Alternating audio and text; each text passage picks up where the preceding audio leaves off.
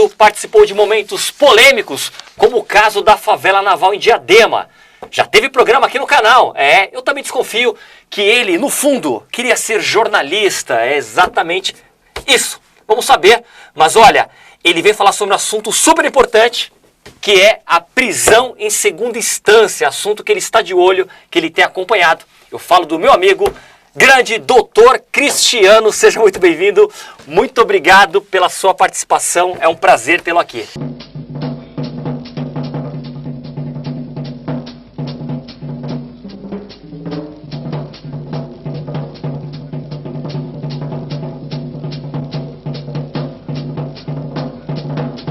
A alegria é minha, Bez, estar aqui na Rede Eco TV de televisão, a qual eu sempre fui acolhido e sou acolhido de uma forma muito graciosa, né? E aqui todas as vezes que eu retorno eu me sinto na minha casa, né? Você, na sua chamada, você falava a respeito, né, da vontade de ser... Na verdade, eu sou jornalista, né? Sim, claro. Sou jornalista e eu quero já de antemão mandar um grande abraço à direção da casa, ao Miguel, a todos, né? Aqui, a vocês que estão desenvolvendo a qualidade profissional. Hoje não somente pela internet, mas também a televisão que chega nas casas aqui, especialmente no ABC, e a internet que chega ao mundo inteiro, como é visto a qualidade profissional aqui dos jornalistas, dos estagiários que aqui estão. Então, para mim estar aqui é uma alegria muito grande, eu me sinto tranquilo. E para falar de um tema hoje, de suma importância. Esse tema, ele não é um tema específico de um determinado momento de uma situação em que o Brasil está vivendo. Esse é um tema que se discute soberania nacional. Verdade. Tem muitos aspectos, serão todos, pelo menos vamos tentar todos, neste programa aqui com o Dr. Cristiano. E é verdade, claro, eu fiz meio que uma provocação, e eu sempre comento, doutor, inclusive, que bom, que maravilha seria se todo jornalista, aliás, todo jornalista tem que ter um conhecimento jurídico, principalmente nos momentos atuais, né? Principalmente nos momentos atuais, como por exemplo, essa questão que estamos passando da prisão em segunda instância. E eu já começo aqui, doutor Cristiano, eu até anotei aqui, olha só, eu não tenho esse conhecimento jurídico todo, é claro, mas eu recorri então aqui à chamada cola, né? A nossa colinha aqui. Doutor Cristiano, olha só, o texto da Constituição é claro ao dizer em seu artigo 5º que ninguém será considerado culpado até o trânsito em julgado do processo. O STF, ele pode ou não interpretar livremente o que está colocado de maneira clara na Constituição. Perfeito. A sua pergunta ela tem que nos remeter um pouco à história, né, e à evolução da democracia no Brasil. Se nós pegarmos, nós temos que partir da Constituição de 1988, onde a Constituição de 88, considerada uma Constituição cidadã, não é à toa essa terminologia, por quê? Porque a Constituição cidadã, ela veio e derivou não de uma Constituição imposta ou outorgada. Essa Constituição, ela nasceu de uma Assembleia Constituinte. A Assembleia Constituinte não é só aquela figura do legislador, do deputado federal, do senador, que se encontra no nosso sistema hoje democrático brasileiro. Ela foi formada por pensadores e pela sociedade. Ela foi formada, em especial, sobre um grande jurista e coordenação dos trabalhos, por Afonso Arinos. Homem de conhecimento, mas não é um homem, foi estudos realizados. Com base nisso, nasce a nossa Constituição Cidadã, de 1988, aonde nós não nascemos desta Constituição simplesmente em momentos críticos. Não, nós viemos com uma estabilização, aonde veio, isso é parte histórica para se chegar nessa sua pergunta. Houve uma estabilização, houve uma abertura no Brasil democrática pelo governo Figueiredo, não havia extremismo, havia um crescimento aonde tudo que você decide não pode ser feito em base de extremismo. O extremismo, ele não gera... Ele gera resultados momentâneos e toda a ação momentânea pode te gerar uma consequência e um resultado ruim no futuro. Com base nisso, tivemos essa Constituição Cidadã, uma Assembleia Constituinte, formada e por todos os brasileiros, aonde ali nasce, no artigo 1º da Constituição, que é a formação do Estado Democrático Brasileiro, no artigo 1º, onde diz que o Estado brasileiro, os estados, federação, estados da União e municípios são indissolúveis. E mais que isso, se forma o Estado Democrático de Direito. Essa já é uma cláusula indispensável e um princípio fundamental. No artigo 1º, da sequência dos artigos, se fala da soberania do povo brasileiro. Este povo que vive num país chamado Brasil. É um direito para todos. Então, essa soberania, ela é imexível. Quando nós chegamos, o legislador, e aí que é complexo, o legislador de 1988, com muita sabedoria, ele criou mecanismos de proteção à cidadania, criou mecanismos de proteção à Constituição, para proteger o Estado Democrático de Direito. O Estado Democrático de Direito, ele não cuida, Beza, tão somente de personagens.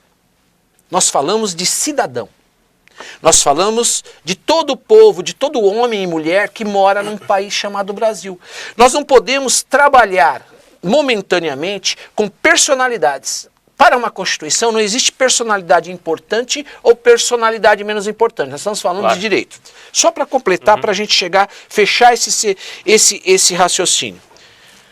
O STF que você me perguntou, o legislador, ele criou o artigo 102 e o 103, especialmente o seguinte, ele criou um mecanismo de proteção, aonde, através de ações declaratórias de constitucionalidades, pudesse cuidar e proteger a Constituição. Imaginando o que aconteceu através da ADC, Ação Declaratória de Constitucionalidade, que de número 43, 44, tá? E as demais que se seguiram. O que ocorreu aí? O STF, em 2016, ele deu uma medida momentânea. Com base nisso, olha, julgaram a HC, teve uma repercussão geral naquele momento, só que disse o seguinte, isso não é definitivo. Qual foi a garantia da soberania brasileira? No artigo 103 do artigo da Constituição Federal, respondendo você, você, cidadão brasileiro, representado pela partidos políticos, pela Ordem dos Advogados e também pelo Conselho e partidos políticos, podem ingressar com ação discutindo aquela questão. Mas espera um pouquinho, alto lá. Ninguém poderá, artigo 5º, ninguém poderá ser preso sem o trânsito julgado de uma sentença penal condenatória. O que o STF disse? Vamos discutir o mérito disso. Por quê? Os partidos políticos ingressaram, a Ordem dos Advogados ingressaram e outras instituições ingressaram para que fosse dizendo, vamos, isso aqui é constitucional ou não é inconstitucional? Sabe o que se chama isso? Soberania. O STF veio e disse, princípio da inocência não se pode mexer. Muito bem, doutor Cristiano. Agora, o doutor, né, essa meio que uma aula magna aqui falando, pontuando muito bem esta questão, na sua fala comentou sobre o extremismo, comentou aqui na época que foi formulada a nossa Constituição de 1988, e esse combate ao extremismo. Agora, doutor Cristiano, vivemos momentos aí de, olha, é minha opinião, que eu vou soltar aqui, mas eu acredito que muita gente compartilha dessa opinião. Existe uma partidarização, uma politização no nosso judiciário. Não é à toa que eu sempre recebo releases aqui, né? Recebemos aqueles convites de imprensa, faculdade de Direito. Tem tempo atrás mesmo veio um ministro aqui, lá com o Delanhol da Lava Jato. Ou seja, a gente percebe um partidarismo no nosso judiciário. Então eu vou tirar o extremismo que o doutor colocou, do extremismo, vamos falar desse partidarismo. E esse partidarismo, o senhor compartilha, o senhor também vê o nosso judiciário hoje, ministro, os seus principais agentes, com um lado mais partidário e saindo dessa interpretação que o senhor muito bem pontuou? O que nós temos que avaliar é o seguinte, o judiciário, o Ministério Público, e todas as instituições, elas estão abaixo da Constituição, estão subordinadas à Constituição. E elas são feitas por homens. Mas nós cidadãos brasileiros e instituições, temos que ser escravos da Constituição. Quando eu vejo membros de determinadas instituições tentar uma mudança, e até mesmo legisladores, em determinadas convicções pessoais, e é por isso que eu trago a palavra convicções pessoais, porque isso, nós temos que ser submisso à nossa soberania popular, que está escrita na Constituição Federal, da cláusulas pétreas, que nós vamos falar sobre elas, que está prevista no artigo 60, parágrafo 4º, que é uma questão, entendi o seu ponto de vista, mas eu não estou preocupado em personalizar aquela autoridade, porque aquela autoridade ela deve cumprir o que a Constituição diz, e não uma vontade pessoal. A vontade pessoal de uma autoridade, seja ela quem for e que tem o poder para fazê-la, ela tem que estar submetido à Constituição e à hierarquia das leis. E eu quero aqui trazer, que é o grande fomento do nosso debate, é dizer o seguinte, claramente, e eu estou falando de autoridade. Proposta, ideias, não quer dizer que isso será e acontecerá. Todos nós temos propostas, todos nós temos pensamentos. Agora nós precisamos ver se os pensamentos dos legisladores, e eu falo isso deputados federais, em especial de quem faz a proposta, se ele está adequado ou se adequa à nossa soberania popular. E eu digo que não. Por quê? Porque no artigo 60 da Constituição do nosso país, que é a Constituição celebrada através de uma Assembleia Constituinte, nós decidimos que no parágrafo 4º, que garantias e direitos fundamentais não podem ser mudados, salvo para que seja acrescentado, mas direitos e garantias fundamentais não podem ser subtraídos. E só para acrescentar essa questão, uma coisa é o debate, aquilo que você fala em uma emissora de televisão sem conhecimento. Agora, quando você fala em um Congresso Nacional,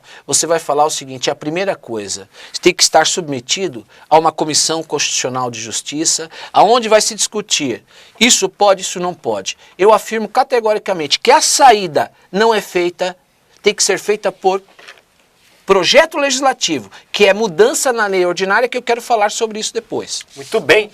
Doutor Cristiano, o que eu acho interessante nós colocarmos aqui, até aproveitando a sua levada aí, bem didática, bem explicativa, eu até comentei aqui uma aula magna aqui do nosso querido doutor Cristiano, por que cláusula pétrea? Por que cláusula pétrea? Até aproveitando o ensejo, porque muitas vezes até o jornalista comenta, olha, cláusula pétrea, mas a gente não sabe por quê. Por que aquilo se torna uma cláusula pétrea, principalmente este exemplo que nós estamos abordando aqui? Porque o Brasil, ele não é uma ilha. Mesmo se fosse, ele teria que estar submetido à globalização do mundo. O mundo, ele teve sua evolução. E para nós falarmos cláusula pétrea, nós temos que falar dos tratados internacionais que o Brasil foi signatário pela Constituição de 1988. Mas o que são tratados internacionais? Nós temos que falar em direitos humanos. Se nós pegarmos o Tribunal de Nuremberg, que foi logo depois da Segunda Guerra Mundial, foi estabelecido comportamentos. Quando você pega que todo homem tem direito de defesa, isso não é uma criação do Brasil. Isso é fincado em direitos humanos, direitos internacionais. E que o Brasil assumiu esse compromisso, não por um deputado, mas assumiu um compromisso pela soberania popular. E aí, doutor, mas o que é cláusula pétrea? Está escrito isso aonde? No artigo 60. A Constituição poderá ser emendada mediante proposta. Vamos ler o parágrafo 4º que diz? Não será objeto de deliberação a proposta de emenda tendente a abolir, inciso 5º, os direitos e garantias individuais. Percebe? Nós temos que falar o seguinte, nós não podemos, em tese, para mexer nisso, sabe o que teria que ser feito, Beza? Esquecer o passado, chamar uma nova Assembleia Constituinte, uma soberania popular, uma discussão e se fazer uma nova Constituição no Brasil. E digo mais, faço um alerta aqui pelo conhecimento que tenho constitucional e jurídico. Se isso em tese passar, que não passa, porque nós temos um Congresso Nacional, e eu falo Congresso Nacional, eu falo Câmara dos Deputados e Casa Maior, que é o sistema bicameral, que é o Senado da República, se isso passar, vai ter outra ação Agora não é mais declaratória de constitucionalidade. Certo. Seria uma ação de inconstitucionalidade. Por quê? Porque o Supremo já disse que isso não se pode mexer. Percebe? Ok. Aí você vai falar o seguinte: o homem não pode viver momentos. Nós não estamos atrelados em 1988. Os homens passam. Verdade. E as leis ficam. O Tribunal de Nuremberg, quantos já morreram depois da década de 40? E o que se ficou? Os direitos humanos, em especial o Pacto de São José da Costa Rica de 1968, aonde o Brasil não pode fugir disso. E quando eu citei sobre personalizar pessoas, eu não posso pegar aqui a citação de uma figura de um ex-presidente da República ou de um pequeno funcionário ou de um pequeno cidadão. São todos iguais. Resumindo, então, esse movimento que nós estamos acompanhando, prisão em segunda instância, deputados gravando lives pelo Facebook, fazendo movimentos, na sua opinião, não consegue essa alteração devido a toda essa soberania que está aí na nossa Constituição. Existe dois momentos. Existe o momento de jogar o futebol, que é o jogador que joga e tem que mostrar o resultado, está submetido ao técnico, está submetido a todas as normas do direito esportivo, e outra é de você falar para a arquibancada e para a galera. Verdade. Então eu até respeito e entendo a iniciativa e o direito de expressão, o direito de representatividade. Agora, eu posso falar categoricamente que isso poderá ser mudado por um projeto de lei, por uma PL, e aí eu quero falar isso depois, vamos falar sobre essa questão, que aí você fala assim, mas em 1988, não tínhamos o Facebook, não tínhamos as redes sociais. E pode se falar assim, não, mas a violência que tinha em 1988, a corrupção sempre existiu no mundo. E depois de 1988, se continua aprendendo, nós temos 700 mil pessoas presas, sem ainda uma deliberação pela justiça, houve a lei do crime hediondo, então não há de se confundir isso. Presunção de inocência é direito de se recorrer e direito de se discutir, mas não há de se pegar e suprimir direitos. Então eu quero dar um exemplo aqui básico, antes de passar a palavra, que eu acho isso fundamental. Tenho uma pequena horta na minha casa, certo? Com uma determinada cultura nessa horta. E aquela horta minha, ela é invadida por uma praga. Eu destruo toda a horta? Ou isolo e arranco a praga? Então eu vou acabar com toda a minha horta, eu vou acabar com toda a soberania popular, os direitos, e aqui eu quero trazer uma coisa que é um ponto que agora eu vou passar para você a palavra. Todo mundo fala assim, tem que prender em segunda instância. Sabe qual vai ser a consequência? Em tese que não vai passar? No direito civil também. Aí o pai debate a guarda de um filho, ou vice-versa, aí ele perde em segunda instância, aí ele não pode mais discutir aquela guarda daquele filho. Vamos trazer isso para o direito hereditário. Bens patrimoniais, herança, 3 irmãos brigando contra 2. Ou quem for vencido, o que vai acontecer com aqueles 2 irmãos que venceram 3? Perderam em segunda instância, não tem mais direito de recorrer. Doutor Cristiano, e o que eu acho também que é importante, vou pedir a sua colocação, porque assim, essa questão da prisão preventiva, quando um juiz, ele enxergar que ali aquela pessoa solta tem um risco para a sociedade, isso continua, né? Ele pode decretar prisão preventiva, a questão quando oferece um risco, porque até foi colocado de alguma maneira como essa prisão em segunda instância coloca ali a pessoa que está sendo acusada como se fosse numa proteção que não é real. Essas outras prisões, elas continuam. Isso em nenhum momento foi mudado no que nós estamos acompanhando. Nem foi julgado. Pelo princípio da hierarquia das leis, é aquilo que eu digo. Nós estamos falando da presunção de inocência. Nós não estamos discutindo o artigo 311 e 312. O 312, que é o juiz decretará a prisão preventiva, verificando que realmente aquela pessoa não pode permanecer em liberdade. Tanto é que a prisão preventiva continua, não houve mudança de prisão. O que nós estamos discutindo, e é aí que está quando eu iniciei a minha fala falando, tudo que é feito no extremismo, tudo que é feito na questão da vontade, Vamos trabalhar por que houve o Tribunal de Nuremberg após a Segunda Guerra Mundial. Se nós pegarmos pela vontade popular o que Hitler fez com toda a Europa, pela lógica humana seria o extremismo. Sim. Vamos pegar os soldados alemães, vamos pegar até mesmo todos aqueles que lideraram a Segunda Guerra Mundial e vamos executar. Era um momento de extremismo? Era um momento de julgamento popular? Seria, mas houve um tribunal.